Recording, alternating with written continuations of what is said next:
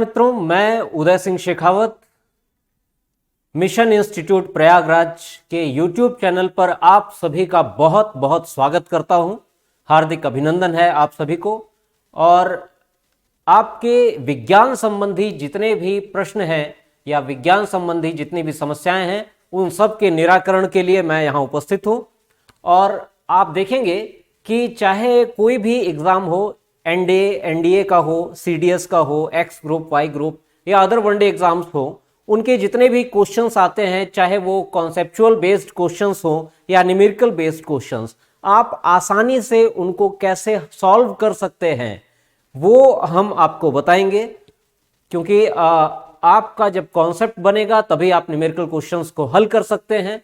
तो आप बिल्कुल चिंता न करें, आप मिशन टीम पर भरोसा रखें, बने रहें हमारे वीडियो के साथ, ऑनलाइन वीडियोस के साथ।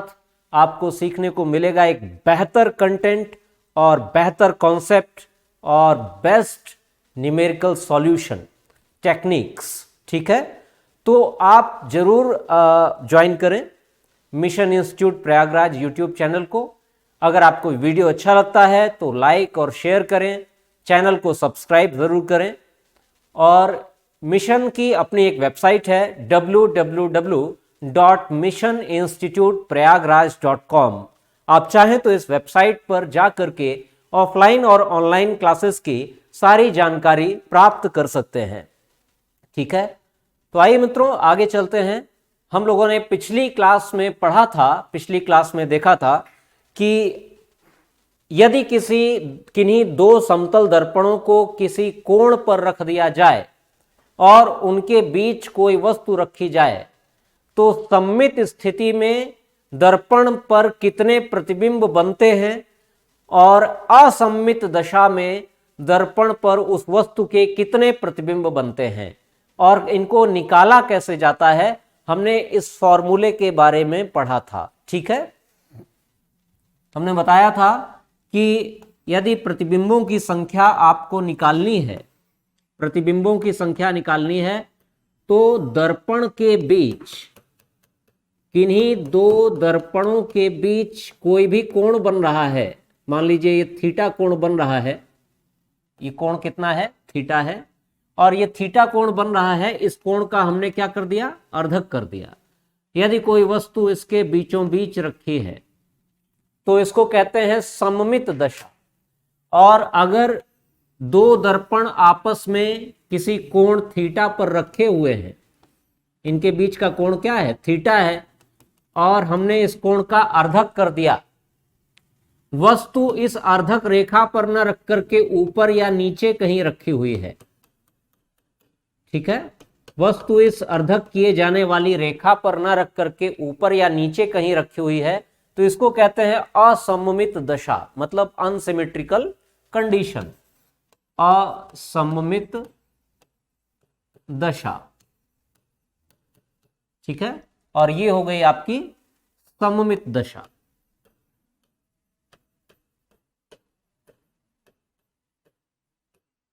सिमेट्रिकल कंडीशन, और ये है अनसिमेट्रिकल कंडीशन।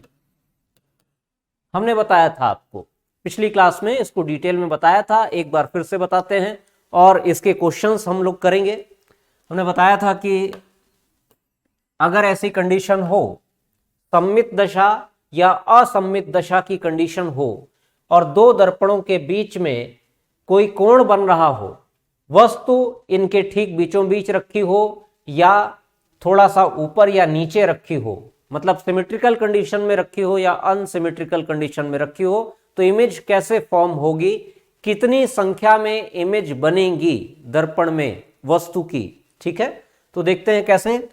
हम नंबर ऑफ इमेजेस को ले लेते हैं n, है ना। हमने बताया था पिछली क्लास में n बराबर कंप्लीट एंगल कितना होता है, कंप्लीट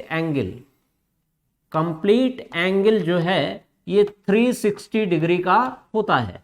तो 360 डिग्री के कंप्लीट एंगल को यहां रख देते हैं 360 डिग्री, और दर्पणों के बीच, मतलब मिरर्स के बीच जो एंगल बन रहा है थीटा, इससे हम डिवाइड कर देंगे, इससे हम डिवाइड कर देते हैं। तो जो वैल्यू आती है उस वैल्यू को देखते हैं कि वो इवन है या ऑड है, मतलब वो वैल्यू कैसी है, इवन है या ऑड है। अगर वैल्यू इवन है, इवन मतलब सम संख्या है, तो क्या करेंगे, जो भी वैल्यू होगी उसमें से हम -1 कर देंगे, उसमें से हम -1 कर देंगे। जो भी वैल्यू आएगी अगर वो इवन है तो उस वैल्यू में से -1 कर देंगे, तो सममित और असममित दोनों दशा के लिए आंसर मिल जाएगा, चाहे वो सिमेट्रिकल कंडीशन हो चाहे वो अनसिमेट्रिकल कंडीशन हो, दोनों के लिए आपको आंसर मिल जाएगा। ठीक है, अगर वैल्यू ऑड नंबर है मतलब विषम है, अगर वैल्यू ऑड नंबर है मतलब विषम है, तो हम क्या करेंगे, सममित दशा के लिए मतलब सिमेट्रिकल कंडीशन के लिए -1 करके आंसर देंगे, सिमेट्रिकल कंडीशन के लिए -1 करके आंसर देंगे। और जो अनसिमेट्रिकल कंडीशन है, अनसिमेट्रिकल कंडीशन है, उसमें इस ऑड नंबर की जो वैल्यू आई है, मतलब ऑड नंबर में जो वैल्यू आई है उसको वैसे का वैसा ही रख देंगे, वही ऑड नंबर रख देंगे और वही आंसर हो जाएगा। ठीक है, तो एक बार फिर से देख लें, 360 डिग्री कंप्लीट एंगल में दर्पणों के बीच मतलब मिरर्स के बीच बनने वाले एंगल से हम डिवाइड कर देंगे, और जो भी वैल्यू आएगी उसको पहले हम देखेंगे कि वो वैल्यू क्या है। वो वैल्यू इवन है मतलब सम संख्या में है, तो उसमें से अगर हम एक माइनस कर दें तो चाहे सिमेट्रिकल कंडीशन हो या अनसिमेट्रिकल कंडीशन हो, दोनों के लिए हमें आंसर मिल जाएगा। अगर ये जो वैल्यू आती है ये ऑड नंबर में है, ये ऑड नंबर में है मतलब विषम संख्या है, तो सिमेट्रिकल कंडीशन के लिए मतलब सममित दशा के लिए हम -1 करके आंसर देंगे, और असममित दशा के लिए मतलब अनसिमेट्रिकल कंडीशन के लिए वही ऑड नंबर की वैल्यू ही आंसर के रूप में रख देंगे। ठीक है, इतनी बात आप लोगों को समझ में आ गई। पिछली क्लास में जिन लोगों को समझ में आई हो अच्छी बात है, एक बार हमने फिर से कर दिया तो आपका रिवीजन हो गया इस चीज का। अब आप इस पर क्वेश्चंस सॉल्व करेंगे, जैसे देखिए हम आपको क्वेश्चंस देते हैं तो आप आसानी से सॉल्व कर लेंगे। चलिए देखते हैं।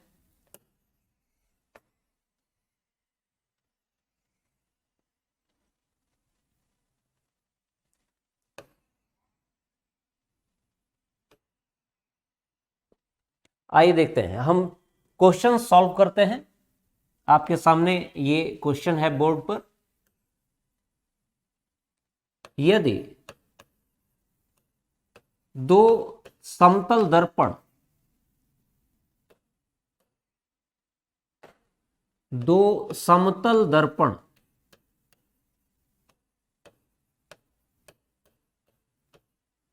परस्पर 40 डिग्री के कोण पर 40 डिग्री के कोण पर रखे हुए हैं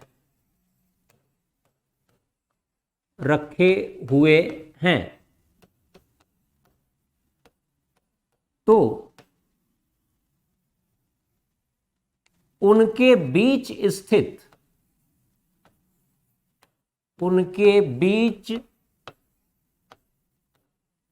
स्थित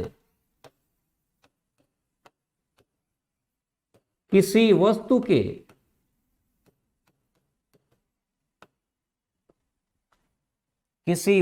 की सममित और असममित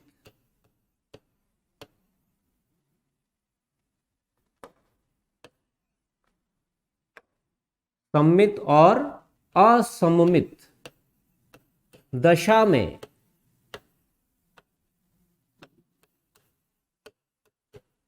कितने प्रतिबिंब बनेंगे, कितने प्रतिबिंब बनेंगे।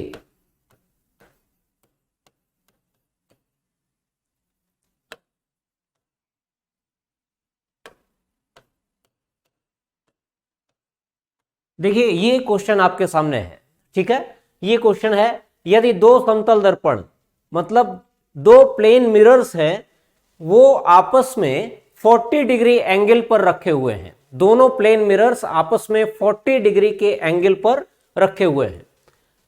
अब उनके बीच कोई वस्तु रखी गई है, जो वस्तु सममित स्थिति में या असममित स्थिति में, मतलब सिमेट्रिकल कंडीशन और अनसिमेट्रिकल कंडीशन, दोनों ही स्थितियों में उस वस्तु के मिरर्स में कितनी इमेजेस फॉर्म होंगी, मतलब कितने प्रतिबिंब उस वस्तु के दर्पणों में दिखाई देंगे, उनकी संख्या आपको बतानी है। और आपके सामने 4 विकल्प दे दिए जाएंगे, जैसे ऑप्शन ए दे दिया जाएगा केवल 9 प्रतिबिंब, ठीक। ऑप्शन बी क्रमशः 8 व 9, या फिर ऑप्शन सी केवल 8, और ऑप्शन डी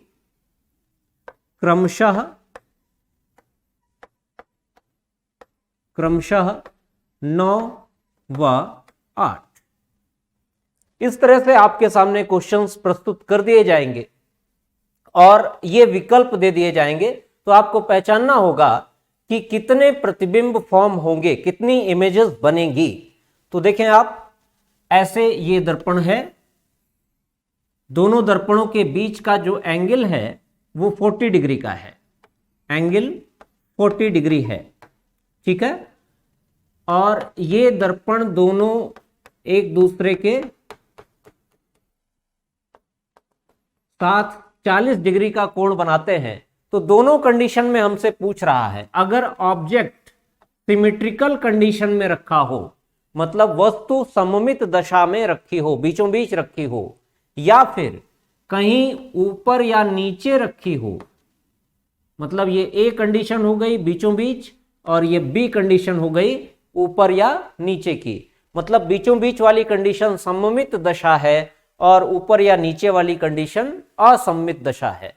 तो पूछ रहा है कि इन दोनों ही स्थितियों में वस्तु के कितने प्रतिबिंब दर्पण में दिखाई देंगे, है ना, कितनी इमेजेस फॉर्म होगी, तो आपको बताना है। और हमने इसका फॉर्मूला भी बताया हुआ है, तो आप आसानी से इसको सॉल्व कर सकते हैं।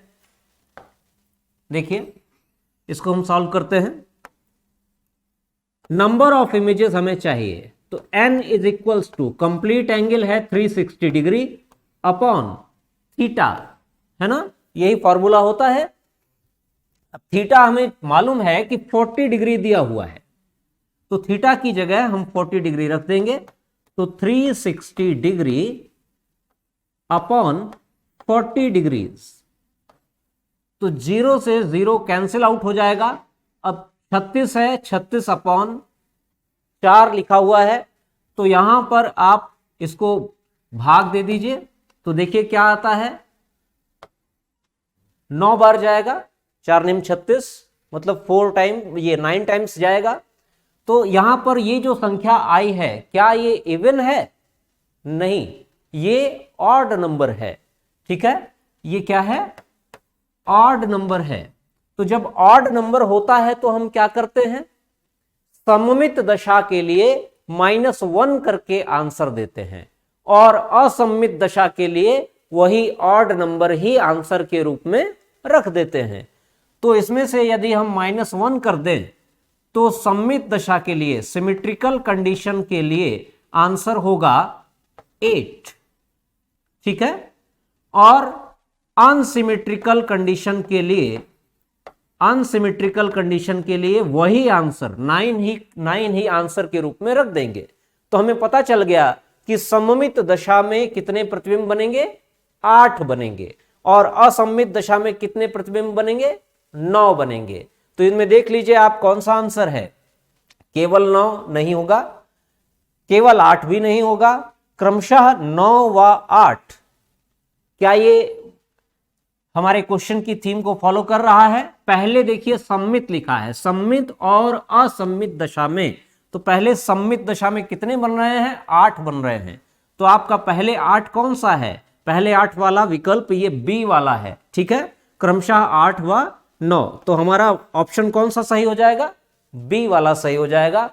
तो क्रमशः 8 व 9 प्रतिबिंब बनेंगे। सम्मित दशा में 8 प्रतिबिंब और असम्मित दशा में 9 प्रतिबिंब।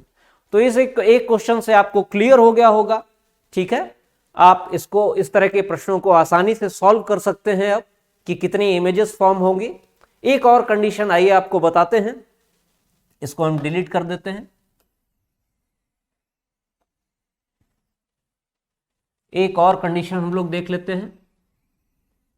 देखिए, अगर दो समतल दर्पणों को एक दूसरे के समानांतर रख दिया जाए, दो समतल दर्पणों को एक दूसरे के समानांतर रख दिया जाए, एक समतल दर्पण ये है और दूसरा समतल दर्पण ये रखा हुआ है। देखिए, ये दोनों एक दूसरे के समानांतर है और इनके बीच कोई ऑब्जेक्ट रख दिया जाए, इनके बीच कोई ऑब्जेक्ट रखा हुआ है, एक वस्तु रखी हुई है और ये एक दूसरे के पैरेलल है।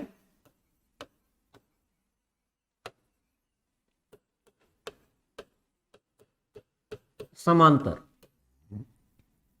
तो इसमें देखें, अब आपसे यदि पूछ दे कि अगर दो समतल दर्पण एक दूसरे के समानांतर रखे हुए हैं, मतलब पैरेलल रखे हुए हैं और उनके बीच एक ऑब्जेक्ट रखा हुआ है, तो उस ऑब्जेक्ट के कितनी इमेज फॉर्म होंगी इन दर्पणों में, मतलब इन दर्पणों में उस ऑब्जेक्ट के या वस्तु के कितने प्रतिबिंब बनेंगे।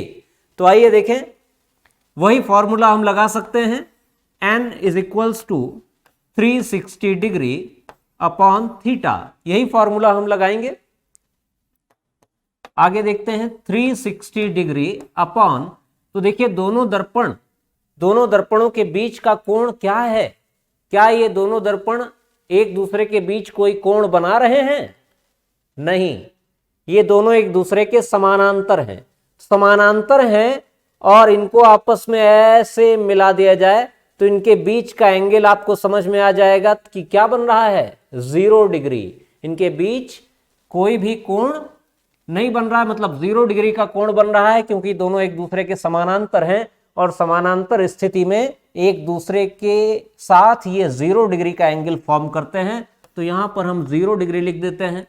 अब 0 से हम इसमें डिवाइड करेंगे 360 में, तो 0 से डिवाइड करेंगे तो डिवाइड करते रहिए करते रहिए करते रहिए, कुछ आएगा? इनफाइनाइट टाइम्स जाएगा, इनफाइनाइट।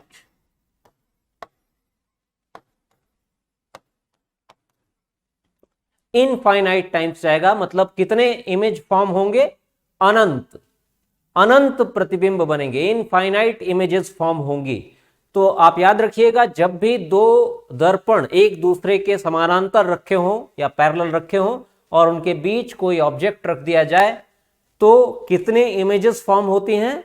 इनफाइनाइट। इसका प्रतिबिंब इसमें दिखाई देगा, ठीक है, फिर इसमें बनेगा, फिर इसका इसमें, फिर इसका इसमें, इस तरह से ये बनता चला जाएगा, ठीक है। अब इसका जो है प्रतिबिंब इसमें दिखाई दिया, ऐसे वो प्रतिबिंब इसमें बनेगा, फिर इसका प्रतिबिंब इसमें बनेगा, फिर इसमें बनेगा। तो इस तरह से ये बहुल परावर्तन, मतलब मैनी टाइम्स रिफ्लेक्शन होने के कारण आपको बहुत सारे इमेजेस दिखाई देंगे और ये इमेजेस कब तक बनते रहेंगे? इनफाइनाइट टाइम्स इमेजेस बनेंगे, ठीक है। तो अनंत प्रतिबिंब बनते हैं, ठीक है। इस चीज को आपको समझ में आ गया होगा। जब भी दो समतल दर्पण एक दूसरे के समानांतर रखे हों या पैरेलल रखे हों तो इनफाइनाइट इमेजेस फॉर्म होती हैं, मतलब अनंत प्रतिबिंब बनते हैं। चलिए आगे चलते हैं। तो ये तो थी समतल दर्पण के संबंधित बातें। अब हम लोग आगे देखेंगे कि उत्तल दर्पण और अवतल दर्पण में इमेजेस कैसे फॉर्म होती हैं और उनका फॉर्मूला क्या है, उसको सॉल्व करने का फॉर्मूला क्या है, वो सब हम लोग चलिए देखते हैं। आइए आपको दिखाते हैं।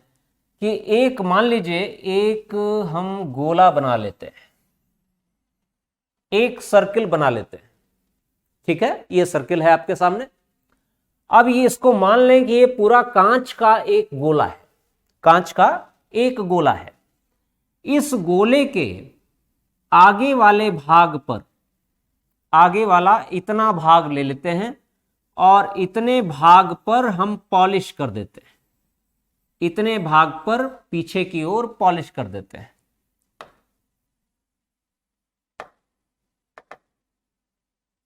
इसको हम दूसरे कलर से दिखा देते हैं। देखिए यहां पर हमने क्या कर दिया,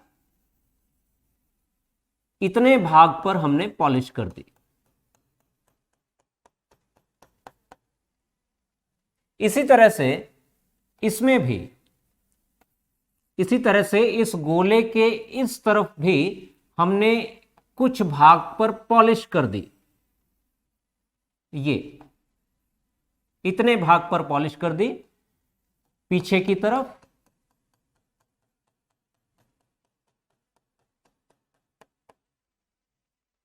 ठीक है फ्रेंड्स, दिख रहा है। तो यहां पर हमने पीछे के भाग पर पॉलिश कर रखी है।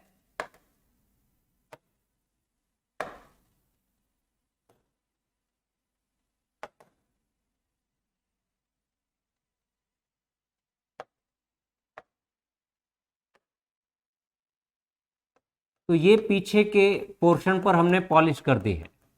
तो ये बिहेव कर रहा है किस तरह से, ये बिहेव करेगा, पीछे की तरफ पॉलिश है और जो उभरा हुआ तल है, मतलब उठा हुआ जो पृष्ठ है, वो उत्तल दर्पण की तरह बिहेव करेगा, कॉन्वेक्स मिरर की तरह बिहेव करेगा।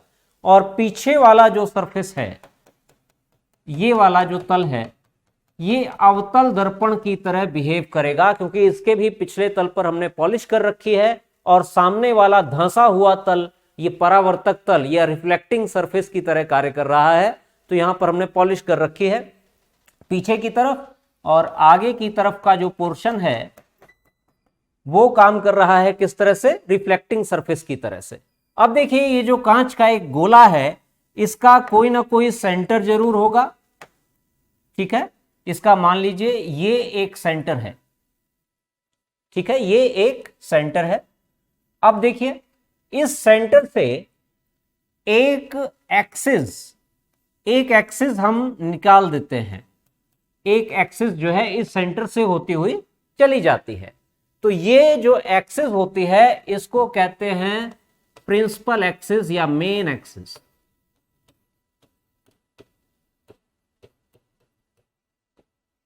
प्रिंसिपल एक्सिस या फिर मेन एक्सिस, ठीक है फ्रेंड्स। ये मुख्य अक्ष कहलाती है, हिंदी में इसको कहेंगे मुख्य अक्ष। तो ये जो एकदम इसके सेंटर से होती हुई एक लाइन जा रही है, इसको कहते हैं प्रिंसिपल एक्सिस या मेन एक्सिस या मुख्य अक्ष। अब आप देखिए यहां पर इस पूरे कांच के गोले में आगे वाला जो दर्पण का भाग है, ये उत्तल दर्पण की तरह कार्य कर रहा है। तो यहां पर हम लिख देते हैं ये कौन से दर्पण की तरह कार्य कर रहा है, उत्तल दर्पण।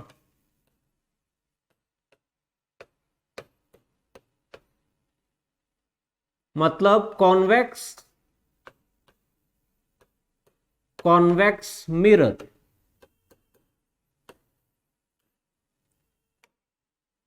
और ये वाला जो भाग है, ये वाला जो पोर्शन है, ये अवतल दर्पण की तरह कार्य कर रहा है,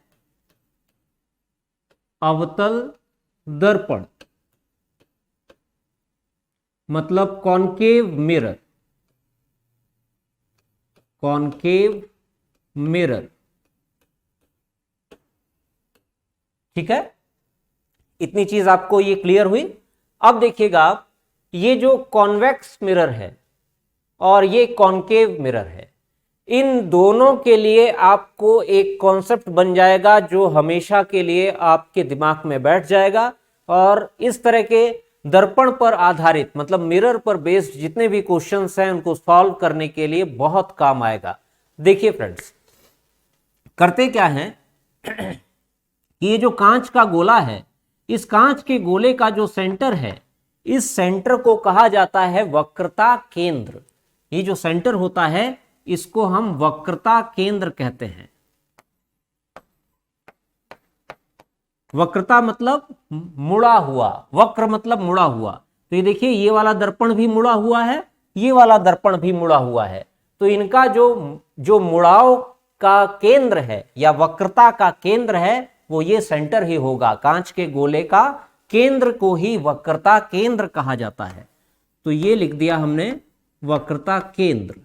इसको इंग्लिश में कहते हैं centre of curvature, centre of curvature. ठीक है। अब देखिए, ये जो उत्तल दर्पण है और अवतल दर्पण है, इन दोनों पर ही प्रकाश हमेशा बाईं ओर से डाला जाता है। मतलब लाइट इस पर हमेशा लेफ्ट साइड से डाली जाती है। तो ये लेफ्ट साइड से हम इस पर लाइट डाल रहे हैं। ये देखिए, ये एक लाइट रे आई, ये दूसरी लाइट रे आई, ये पहली प्रकाश किरण, ये दूसरी प्रकाश किरण। और ये कौन सा साइड है? LHS। कौन सा साइड है? LHS, लेफ्ट हैंड साइड है। और लेफ्ट हैंड साइड से दोनों प्रकाश किरणें एकदम समानांतर आ रही हैं, अनंत से, इनफाइनाइट से। ठीक है। अब ये प्रकाश किरणें उत्तल दर्पण पर पड़ती हैं, कॉन्वेक्स मिरर पर पड़ती हैं। और होगा क्या? उत्तल दर्पण इन प्रकाश किरणों को फैलाने का कार्य करता है। ठीक है, ये इनको फैलाने का कार्य करता है। तो देखिए, इन प्रकाश किरणों को इसने फैला दिया, इसने फैला दिया। अब इन प्रकाश किरणों को इसने फैला दिया है। तो ये फैलने के बाद आगे जाकर तो कहीं मिलेंगी नहीं। आगे जाकर जब कहीं नहीं मिल रही हैं तो हमें इनको क्या करना पड़ेगा? पीछे की ओर बढ़ाना पड़ेगा। तो पीछे की ओर जब हम बढ़ाएंगे तो पीछे की ओर बढ़ाने पर ये एक दूसरे को जिस पॉइंट पर कट करेंगी, एक दूसरे को जिस पॉइंट पर कट करेंगी, उस पॉइंट को हम फोकस कहेंगे। उस पॉइंट को क्या कहेंगे? फोकस। फोकस को F से डिनोट करते हैं, याद रखिएगा, फोकस को F से डिनोट करते हैं। और सेंटर ऑफ कर्वेचर को C से डिनोट करते हैं। ठीक है, इतनी चीज समझ में आई। अब यदि यही दो समानांतर किरणें हम अवतल दर्पण पर डालें तो अवतल दर्पण पर यही दो समानांतर किरणें आकर के पड़ रही हैं। तो अवतल दर्पण का काम क्या होता है? प्रकाश किरणों को एक बिंदु पर मिलाना। तो ये प्रकाश किरणों को एक बिंदु पर मिला देता है। ठीक है, ये जो है प्रकाश किरणों को एक बिंदु पर मिलाने का काम करता है। अब देखिए, यहां पर प्रकाश किरणें एक बिंदु पर मिल गई, मुख्य अक्ष पर एक बिंदु पर मिलती हैं। तो ये किसका फोकस हो गया? ये हो गया अवतल दर्पण का फोकस। ठीक है, ये अवतल दर्पण का फोकस है। तो आप ध्यान दीजिए कि उत्तल दर्पण का फोकस राइट हैंड साइड मतलब RHS में बन रहा है और अवतल दर्पण का फोकस लेफ्ट हैंड साइड मतलब LHS में बन रहा है, लेफ्ट हैंड साइड में बनता है। तो याद रखिएगा, उत्तल दर्पण के लिए फोकस हमेशा दाईं ओर होता है, मतलब दर्पण के पीछे होता है। और अवतल दर्पण का फोकस हमेशा बाईं ओर होता है, मतलब दर्पण के आगे होता है या पहले होता है। ठीक है, और प्रकाश किरणें हमेशा लेफ्ट हैंड साइड से डाली जाती हैं, मतलब LHS से पड़ती हैं। हमेशा बाईं ओर से प्रकाश किरणें दर्पण पर पड़ती हैं। इसका मतलब यह हुआ कि वस्तु को हम हमेशा दर्पण के बाईं ओर रखेंगे, लेफ्ट हैंड साइड में रखेंगे। अब आगे देखें, ये जो फोकस होता है, ये पूरी जो डिस्टेंस है वक्रता केंद्र से दर्पण तक की जो दूरी है ना, इसको कहते हैं वक्रता त्रिज्या।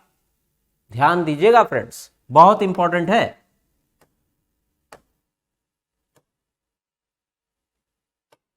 देखिएगा, वक्रता केंद्र से लेकर के दर्पण तक की जो दूरी होती है इसको कहते हैं वक्रता त्रिज्या। और किससे डिनोट करते हैं? आर से डिनोट करते हैं। ऐसे ही इस तरफ भी ले सकते हैं। उत्तल दर्पण में वक्रता केंद्र से लेकर के दर्पण तक की जो दूरी होती है उसको कहते हैं वक्रता त्रिज्या। और किससे डिनोट करते हैं? आर से डिनोट करते हैं। अब ध्यान दीजिए, ये जो वक्रता त्रिज्या है, तो त्रिज्या तो हर जगह समान होती है। गोले की त्रिज्या उसकी परिधि के प्रत्येक बिंदु तक की दूरी पर समान होती है ना। अब ये जो त्रिज्या है यहां से यहां तक की, इस वक्रता त्रिज्या का यदि हम आधा कर दें, तो मुख्य अक्ष पर हमें जो बिंदु प्राप्त होगा उसे ही फोकस कहते हैं। मित्रों याद रखिएगा, यदि हम गोले के पूरे वक्रता त्रिज्या को आधा कर दें, तो वक्रता त्रिज्या को आधा करने पर मुख्य अक्ष पर जो बिंदु प्राप्त होगा उस बिंदु को या उस पॉइंट को ही फोकस कहते हैं। तो आपको यह क्लियर हो गया होगा कि जो फोकस होता है, मतलब फोकस दूरी होती है, वो वक्रता त्रिज्या की आधी होती है।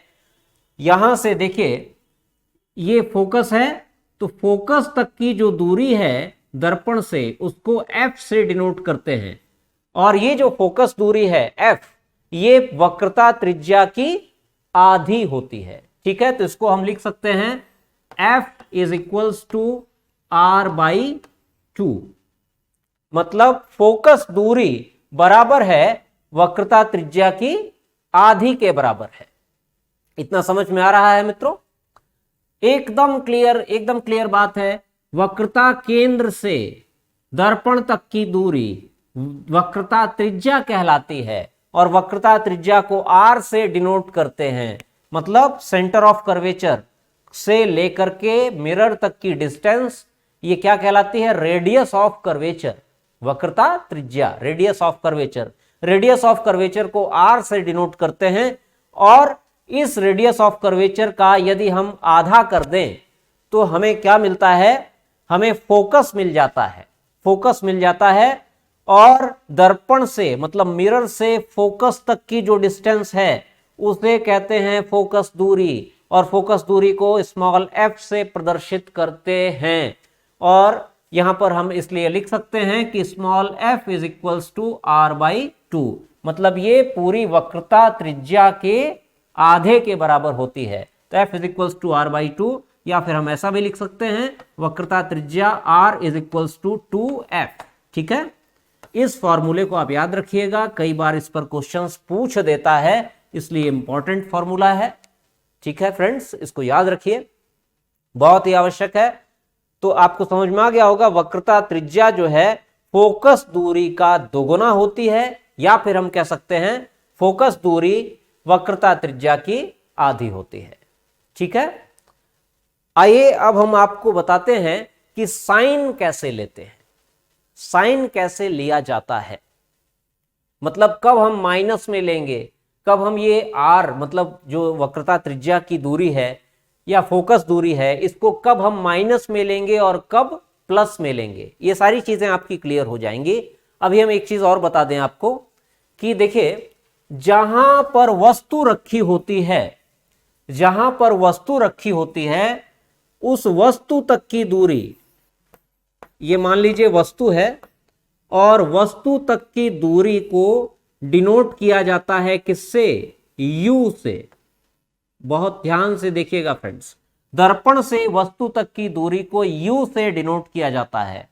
और जहां इमेज बनती है, जहां पर प्रतिबिंब बनता है, किरणें जहां पर मिलती हैं वहीं पर इमेज बनती है, तो जहां इमेज बनती है वहां तक की दूरी को V से डिनोट करते हैं फ्रेंड्स। ठीक है, जहां पर प्रतिबिंब बनता है, दर्पण से प्रतिबिंब तक की दूरी को V से डिनोट करते हैं, और दर्पण से वस्तु तक की दूरी को U से डिनोट करते हैं। तो चार चीजें आपको क्लियर होनी चाहिए, चार चीजें एकदम क्लियर होनी चाहिए फ्रेंड्स। कौन कौन सी? एक, फोकस दूरी, को F से डिनोट किया जाता है।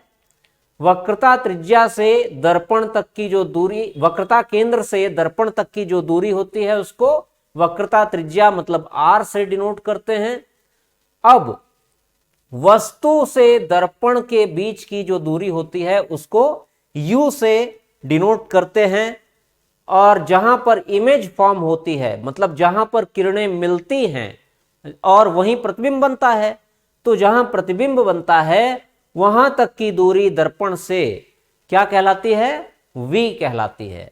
तो ये 4 डिस्टेंस आपको याद होनी चाहिए, V, U, F और R। अब इनको कब पॉजिटिव लेते हैं, कब निगेटिव लेते हैं, चलिए हम उस पर बात करते हैं। आइए देखते हैं।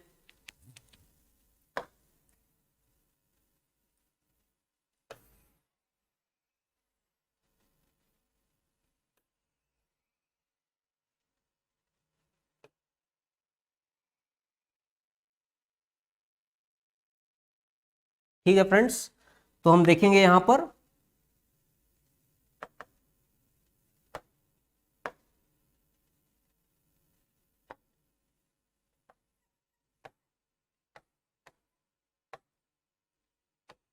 कि कब हम इन डिस्टेंसेस को प्लस में लेते हैं और कब माइनस में लेते हैं। तो एक चीज हम आपको बता दें, आपने ये तो पढ़ा ही होगा कि निर्देशांक ज्यामिति में, मतलब कोऑर्डिनेट ज्योमेट्री में आपने ये पढ़ा होगा कि 4 चतुर्थांश बनते हैं, 4 कोऑर्डिनेट्स बनते हैं। और अगर वो 4 कोऑर्डिनेट्स आपको याद हैं तो आप इन दूरियों को कब प्लस में लेना है और कब माइनस में लेना है आप आसानी से निकाल सकते हैं। आइए दिखाते हैं आपको।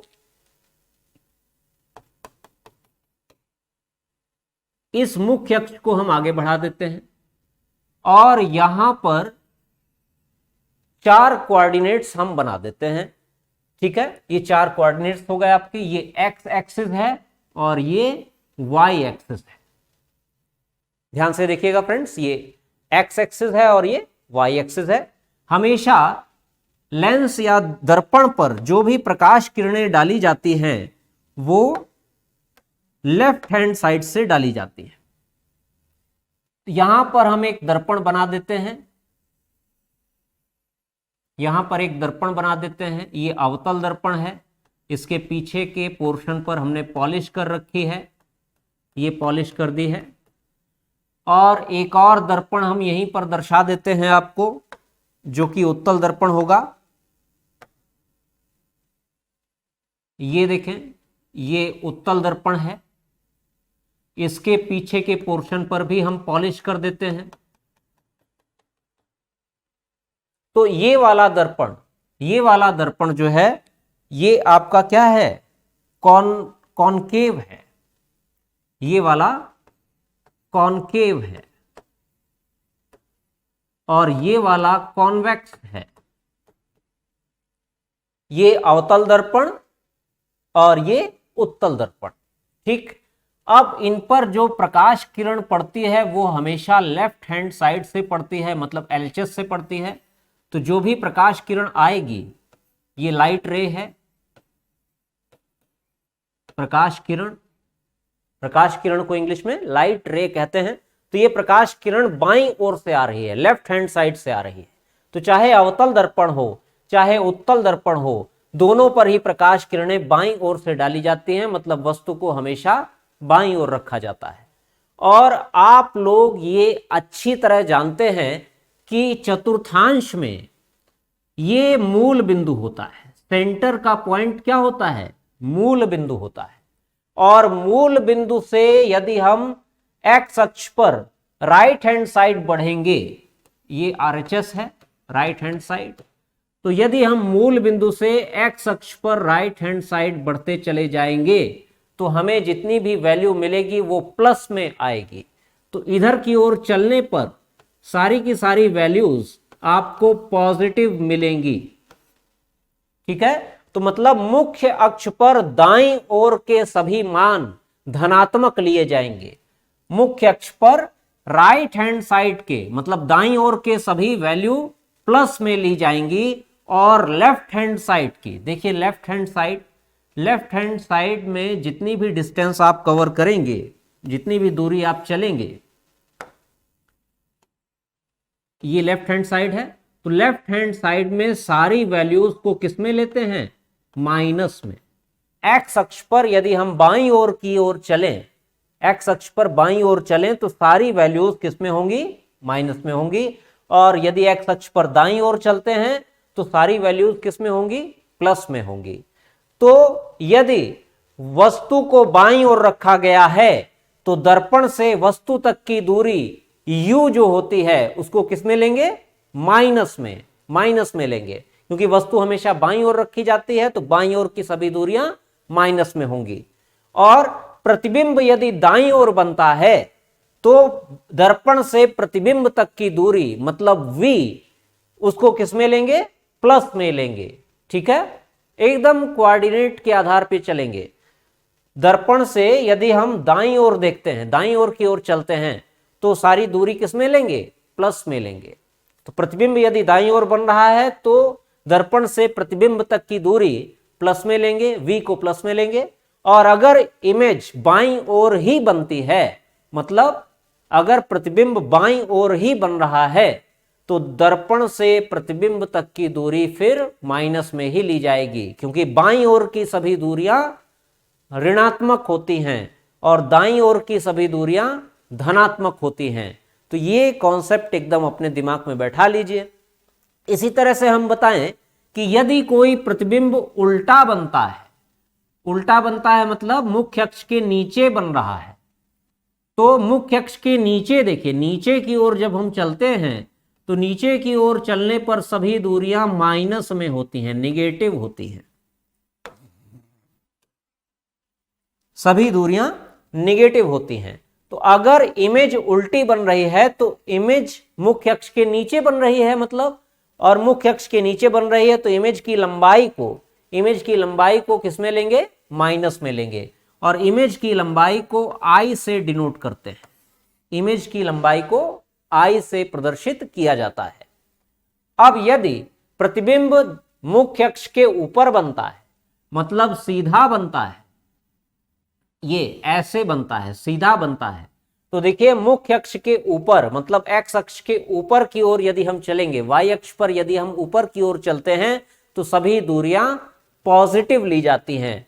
मतलब यदि वस्तु चाहे बाईं ओर हो तो उस वस्तु की लंबाई पॉजिटिव ही ली जाएगी, मुख्य अक्ष के ऊपर है इसलिए। और यदि प्रतिबिंब दाईं ओर बन रहा है, राइट हैंड साइड बन रहा है, तो उस प्रतिबिंब की लंबाई पॉजिटिव ली जाएगी, क्योंकि वो मुख्य अक्ष के ऊपर बन रहा है। तो ऊपर की सभी दूरियां पॉजिटिव में होती हैं, ऊपर की सभी दूरियां पॉजिटिव में और नीचे की सभी दूरियां नेगेटिव में। मतलब ऊपर की लंबाई पॉजिटिव, नीचे की लंबाई नेगेटिव। ठीक है, लेफ्ट हैंड साइड जो भी दूरियां नापी जाएंगी वो सब नेगेटिव, और राइट हैंड साइड जो भी दूरियां नापी जाएंगी वो सभी की सभी पॉजिटिव। तो ठीक है, आपको आशा करते हैं ये समझ में आ गया होगा ये कॉन्सेप्ट। ठीक है, ये आप इस फिगर को माइंड में बैठा लीजिए, साथ में इस फिगर को भी ध्यान से देखते रहिए। और अगर ये दोनों फिगर्स आपके माइंड में बने रहते हैं तो आप आसानी से दूरियों को कब माइनस में लेना है और कब प्लस में लेना है, इसको आप आसानी से सॉल्व कर सकते हैं, आसानी से याद रख सकते हैं कब दूरियां माइनस में ली जाएंगी और कब प्लस में ली जाएंगी। तो आसानी से इसको आप सॉल्व कर सकते हैं। तो ठीक है फ्रेंड्स, आपको यहां तक आशा करते हैं समझ में आया होगा। एक चीज हम और बता देते हैं कि वस्तु की जो लंबाई होती है उसको O से डिनोट किया जाता है, वस्तु की लंबाई को O से डिनोट करते हैं और प्रतिबिंब की लंबाई को I से डिनोट करते हैं। याद रखिएगा, आशा करते हैं ये कॉन्सेप्ट आपके माइंड में बैठ गया होगा। ठीक है, तो आज के लिए इतना ही मित्रों। आपको वीडियो यदि अच्छा लगा हो तो लाइक और शेयर करिए। हमारे चैनल मिशन इंस्टीट्यूट प्रयागराज को आप सब्सक्राइब कर दीजिए यदि आपको अच्छा लगता है तो। और आपको बहुत सारे लाभ मिलते रहेंगे, सारे के सारे कॉन्सेप्ट एक एक करके क्लियर होते रहेंगे। आप विश्वास रखिए, हमारे साथ बने रहिए, एक एक कॉन्सेप्ट आपका क्लियर होगा और आप न्यूमेरिकल्स बहुत आसानी से लगा पाएंगे, चाहे वो किसी भी एग्जाम का क्यों ना हो। ठीक है, तो आप हमारी वेबसाइट पर जाकर के भी वॉच कर सकते हैं, विजिट कर सकते हैं, जिसका नाम है www.missioninstituteprayagraj.com। तो आशा करते हैं मित्रों आज का टॉपिक आपको समझ में आया होगा। आज के लिए इतना ही, धन्यवाद, नमस्कार।